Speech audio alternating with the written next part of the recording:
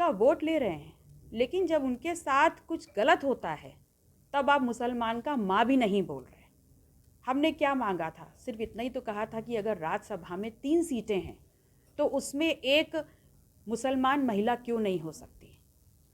एक ऐसी महिला क्यों नहीं हो सकती जो दिन रात बाहर काम कर रही है, सड़कों में, खेतों में, और अपने परिवार के लिए पैसा जुटा रही है? वैसी महिला को सम्मान देकर के आप सदन में क्यों नहीं भेजना चाहते? तो उनको ये बात समझ में नहीं आई। उनको ये समझ में आया कि ऐसी महिला को सम्मान देना उचित नहीं है, और दूसरी तरफ एक ऐसे व्यक्ति को सम्मान देते हैं जिसने पिछड़ों का 30 आरक्षण को लागू नहीं होने दिया, और उन्हीं पिछड़ों का वोट लेकर के आप ऐसे किसी व्यक्ति को नामित करते हैं और राज्यसभा सदस्य बनाना चाहते हैं। तो क्या ये दोहरी चरित्र नहीं है?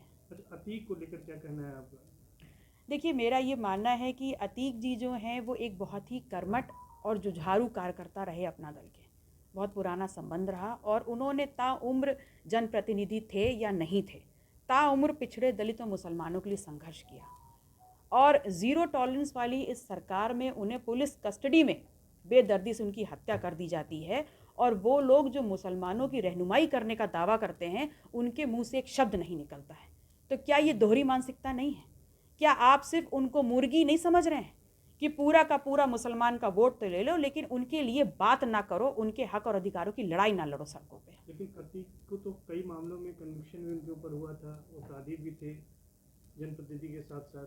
देखिए, कोर्ट ने अपराधी सिद्ध किया, ये सिक्के का एक पहलू है, लेकिन दूसरा पहलू ये भी था कि उसी जनता ने उनको जनप्रतिनिधि भी बनाया अपना वोट दे करके। किसी भी तरीके से, चाहे ज़ीरो टॉलरेंस की सरकार हो या ना हो, लेकिन किसी भी तरीके से पुलिस कस्टडी में उनकी हत्या जायज़ नहीं है। ये समाज के ऊपर, ये किसी भी समाज के ऊपर एक मतलब ऐसा अटैक है जो उसको अंदर तक तोड़ देता है। सदन में लेकिन अखिलेश ने आवाज़ तो उठाया था उनके लिए। देखिए, अतीक जी के लिए सदन में जब आवाज़ उठी उस वक्त अतीक जी पुलिस कस्टडी में थे, लेकिन उनकी डेथ के बाद, उनके इस ज़ीरो टॉलरेंस की सरकार की जो कस्टडी में जो अटैक हुआ, उसके बाद मुसलमानों के वोट का क्लेम करने वाले किसी भी नेता ने कुछ भी इस बारे में नहीं कहा, ना सदन के बाहर, ना सदन के अंदर, ना सड़कों पर। यानी मौत के बाद किनारा कर लिया? बिल्कुल किनारा कर लिया। आप इसको लेकर भी जनता के बीच जाएंगी जो पार्टियों ने किया अतीक के साथ? देखिए, मैं ये मानती हूँ कि ये न्यायपालिका का काम था, लेकिन जिस प्रकार से पुलिस कस्टडी में उनकी हत्या हुई, ये नहीं होनी चाहिए थी। इससे पूरा एक बड़ा समाज आहत हुआ है, और हर वो व्यक्ति जो ऐसी राजनीति कर रहा है उसको जवाब देना होगा इस बात का। और जनता भी ऐसे ही एक विकल्प की तलाश कर रही है जहां वो अपनी ताकत का इस्तेमाल करके इनको जड़ से उखाड़ने का काम कर सके। कौन कर रहा है और किस वजह से पीडीएम बनाने की ज़रूरत पड़ी? देखिए, 2014 देखिए, 17 देखिए, 19 देखिए, 22 देखिए, पूरा का पूरा मुसलमान, पिछड़े दलित एक लाइन में खड़े होकर के इस मुहिम के साथ कि भारतीय जनता पार्टी को हराना है, विपक्ष की साथ दिया। लेकिन क्यों नहीं हरा पाए? इसलिए नहीं हरा पाए कि इसका उदाहरण आपको इतिहास में मिल जाता है कि सिराजुद्दौला की जो 18,000 वाली सेना थी, वो 150 ब्रिटिश सेना से हार गई। और इसलिए हार गई 350 सैनिकों से, क्योंकि वहाँ पर उनका जो सेनापति था मीर जाफ़र, उसने सौदा कर लिया 18,000 सैनिकों का, और बिना लड़े वो हार गई सेना।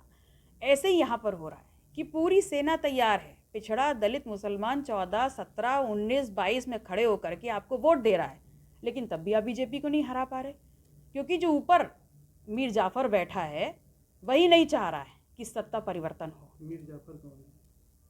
मुझे लगता है कि आप इतने समझदार हैं कि आपको समझ में आ रहा है कि मीर जाफ़र कौन है। लाल टोपी वाले?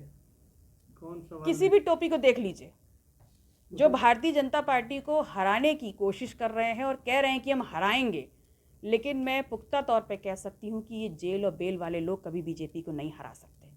अगर बीजेपी को कोई हरा सकता है तो वो आम आदमी ही हरा सकता है, जो ईमानदार है और 2 जून की रोटी कमा रहा है, और जिसको एहसास है इस बात का कि कैसे उसके हक और हुकूक को छीना जा रहा है। तो मुसलमानों की क्यों बातें करते? देखिए, वो कंफ्यूज्ड है।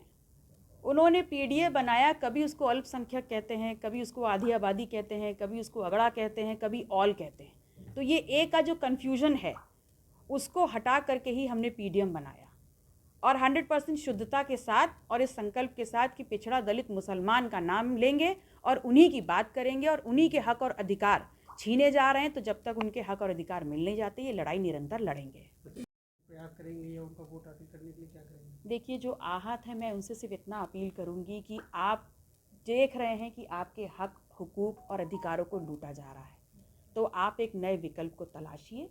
सिर्फ दरी बिछाने का काम मत करिए और सिर्फ किसी के लिए वोट बैंक बन के मत रह जाइए। आपके भविष्य का सवाल है, लड़िए, सामने खड़े होइए।